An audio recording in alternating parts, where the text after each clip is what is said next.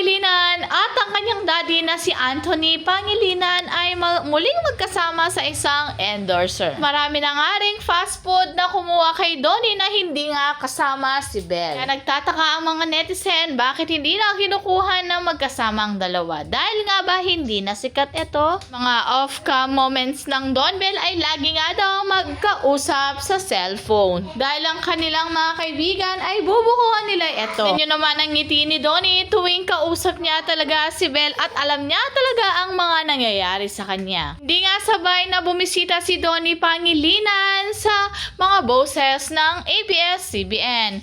Si Donnie ay pumunta kahapon kasama ang kanyang mami at ngayon naman ay si Belle Mariano. Sabi nga nila ay baka tungkol sa kanilang upcoming project. Siyempre, nagpapamiss ang dalawa para talagang tatangkilikin na mga netizen. Kahit naman hindi magpamiss, talagang ang Don Belle ay masasold out ito sa mga fans pa lang nila. Naman nating lahat ay kung gaano kalakas ang chemistry ng Don Belle. Sila nga ang mabilis sa masa. Si Donnie Pangilinan ay nagumpisa VG for Mix channel and made several appearances on ABS-CBN shows. He later started in a hit youth series, He's Into Her, which gained him wider recognition. He then lead the primetime series Can't Buy Me Love and currently star in the series of Roja. Samantalang si Belle Mariano naman, siya ang nag-play the iconic character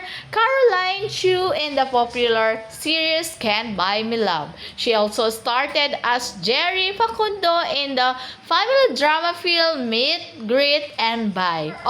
She made an appearance on the morning news show Good Day LA. Promote the film.